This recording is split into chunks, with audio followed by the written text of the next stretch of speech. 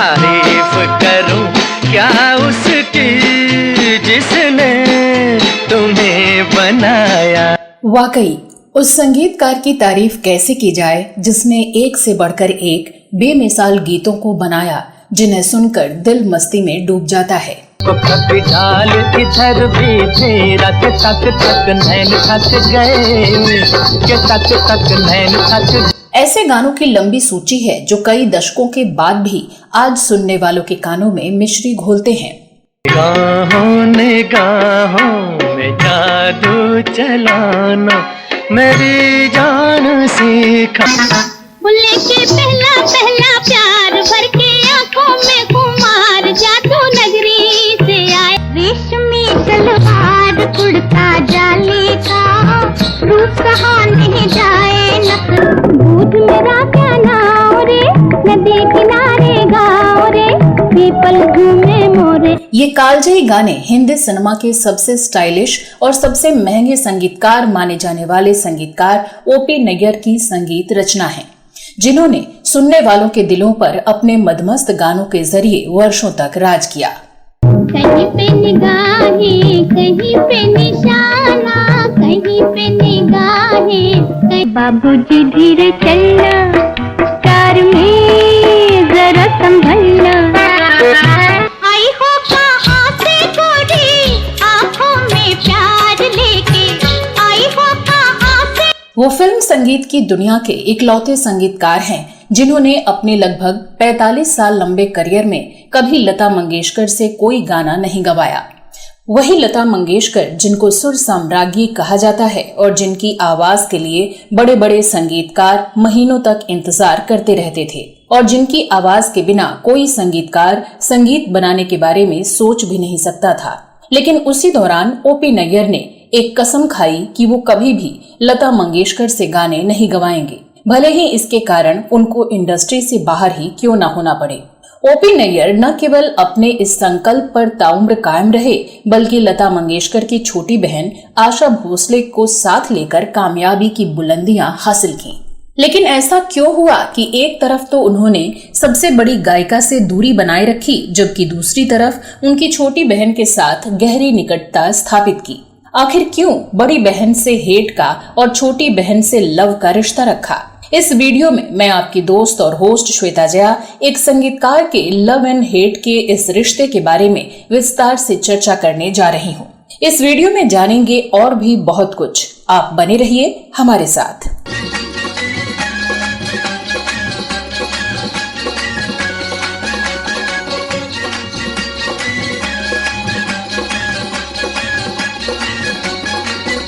दोस्तों, जिद्दी और अपनी शर्तों पर जीने वाले अत्यंत प्रतिभाशाली संगीतकार ओपी नैयर को उनकी मदमस्त कर देने वाली धुनों की रचना करने के लिए ही नहीं बल्कि इसलिए भी याद रखा जाता है कि उन्होंने लता मंगेशकर की आवाज का इस्तेमाल कभी नहीं किया और इसके बावजूद उन्होंने एक से बढ़कर एक गीत दिए। आखिर लता मंगेशकर और ओपी नैयर के बीच इतनी तल्खी क्यों आई?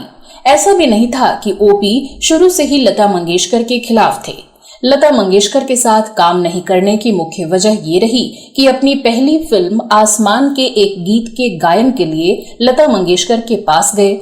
जब लता मंगेशकर को ये पता चला कि उनको एक ऐसा गीत गाने के लिए कहा जा रहा है जो नायिका पर नहीं बल्कि सह नायिका पर फिल्माया जाएगा और नायिका पर फिल्माए जाने वाले सारे गीत को गीता दत्त से गवाया जा रहा है, ऐसे में लता मंगेशकर के अहम को धक्का पहुंचा जो कि उन दिनों पहले नंबर की गायिका बन चुकी थी और गीता दत्त, शमशाद बेगम आदि को अपना प्रतिद्वंदी समझती थी।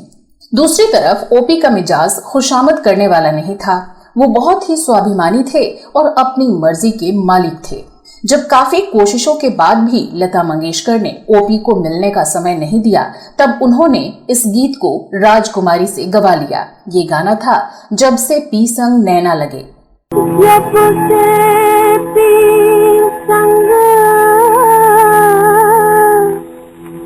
हालांकि ये गीत तो उन्होंने राजकुमारी से गवा लिया लेकिन इस घटनाक्रम से खुद को अपमानित महसूस किया और लता मंगेशकर के व्यवहार से क्षुब्ध होकर फैसला लिया कि वो जीवन में कभी भी लता मंगेशकर से गाने नहीं गवाएंगे, भले ही उनको फिल्म इंडस्ट्री छोड़ना पड़ जाए। इसके बाद फिल्म महबूबा के गानों की रिकॉर्डिंग के दौरान हुई घटनाओं ने ताबूत की आखिरी कील ठोकने का काम किया और उसके बाद लता मंगेशकर और ओपी के बीच ऐसी दूरी आ गई जो कभी पाटी नहीं जा सकी। दूसरी ओर लता मंगेशकर की छोटी बहन आशा भोसले को आशा भोसले बनाने का श्रेय अगर किसी को दिया जा सकता है तो वो थे ओपी नैयर। उन्होंने आशा भोसले की आवाज की रेंज का पूरा फायदा उठाया। कई फिल्मों के लिए एक साथ काम करने के दौरान नैयर साहब और आशा काफी करीब आ गए।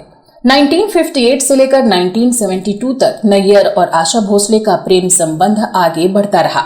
एक शादीशुदा शख्स जिसके 4 बच्चे थे, लेकिन वो एक तलाकशुदा महिला यानी आशा भोसले को लेकर सुबह से देर रात तक खुलेआम बंबई में घूमा करते थे।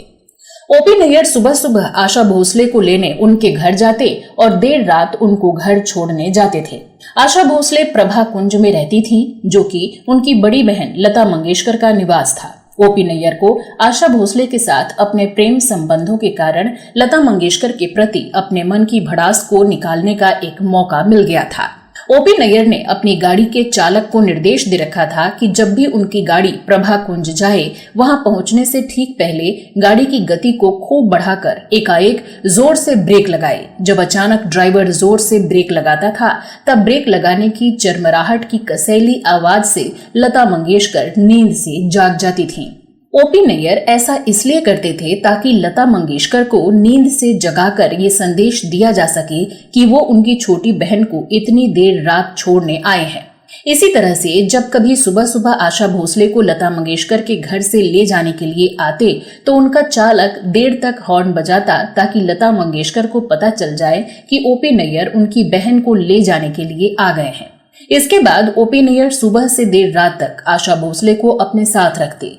वो जहां भी जाते आशा भोसले उनके साथ होती।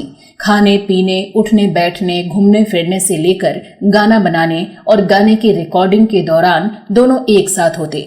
आशा भोसले के बिना ओपी नैयर को 1 मिनट भी गुजारना गवारा नहीं था। दोनों के बीच की घनिष्ठता का ये आलम था कि एक बार जब वो आशा भोसले और मोहम्मद रफी से फिल्म ये रात फिर न आएगी के गीत फिर मिलोगे कभी रिकॉर्ड करा रहे थे, तब अचानक ही आशा भोसले को अपने बच्चे को स्कूल से पिकअप करने के लिए जाना पड़ा और रिकॉर्डिंग को बीच में ही छोड़कर वो चली गई। तब ओपी नैयर की बेचैनी ऐसी बढ़ी कि अचानक ही उन्होंने उसी गीत की कुछ पंक्तियां रच डाली जिसे उस गाने में डाला गया।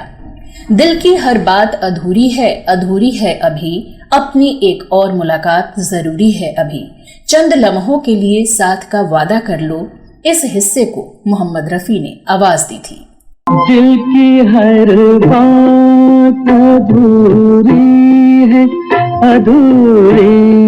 ओपी नैयर ने आशा भोसले के साथ के अपने प्रेम संबंधों को छिपाया नहीं, बल्कि दुनिया के सामने बढ़ा चढ़ाकर उजागर किया और इसके पीछे शायद उनकी मंशा लता मंगेशकर को चिढ़ाना था और ये दिखाना था कि वो लता मंगेशकर के बिना भी हिंदी फिल्म संगीत के शिखर पर पहुंच सकते हैं और उनकी बहन को ही उनकी प्रतिद्वंदी बना सकते हैं। ओपी नैयर का आशा भोसले के साथ प्रेम संबंध 14 साल तक चला, लेकिन यही प्रेम संबंध नैयर साहब की बर्बादी का कारण भी बन गया। एक जमाने में ओपी नैयर की कैडलक कार में घूमने वाली आशा भोसले ने 1972 में अपने जीवन के इस संगीतमय अध्याय को खत्म करने का फैसला किया। इसके बाद आशा भोसले और ओपी नैयर ने एक छत के नीचे कभी कदम नहीं रखा, लेकिन इससे पहले उन्होंने प्राण जाए पर वचन न जाए फिल्म के लिए एक गाना रिकॉर्ड किया जिसे 1973 का फिल्म पुरस्कार मिला।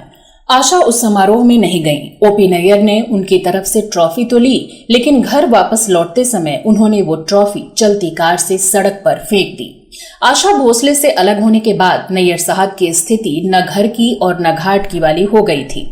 आशा भोसले के साथ संबंधों के कारण नैयर साहब के परिवार वालों ने उनसे किनारा कर लिया और एक दिन आशा भोसले भी उनकी जिंदगी से बाहर हो गईं। जब तक नैयर साहब को अपनी गलती का एहसास होता, तब तक वो बर्बाद हो चुके थे। उनका अपना घर, बैंक अकाउंट, कार, सब कुछ लुट गया। नौबत यहाँ तक आई कि वो एक अनजाने परिवार में पेइंग गेस्ट की तरह रहने को मजबूर हो गए। दूसरी तरफ आशा भोसले ने 1980 में संगीतकार आर.डी. बर्मन से शादी कर ली। ये दुर्भाग्य की बात है कि 70 के दशक में जब दोनों के संबंधों में खटास आई, तब आशा भोसले ने गायन में अपनी सफलता में ओपी नैयर के योगदान को कभी स्वीकार नहीं किया। आशा भोसले ने नैयर साहब की जिंदगी को न खुदा मिला न विसाले सनम जैसी बनाकर रख दी। ओपी नैयर ने जहां प्रसिद्धि की ऊंचाइयों को छुआ, वहीं अपने जीवन के अंतिम पड़ाव पर गुमनामी की गहराई में भी चले गए। 28 जनवरी 2007 को 81 वर्ष की आयु में ओपी नैयर ने अंतिम सांस ली। तो दोस्तों, आप लता मंगेशकर, आशा भोसले और ओपी नैयर के बारे में क्या कहना चाहते हैं? इस बारे में अपनी राय कमेंट बॉक्स में अवश्य लिखें। ये वीडियो कैसा लगा जरूर बताएं। अगले वीडियो में मैं फिर फिल्मों, गीतों और फिल्मी हस्तियों के बारे में जानी अनजानी जानकारियां लेकर हाजिर हो जाऊंगी। तब तक के लिए नमस्कार।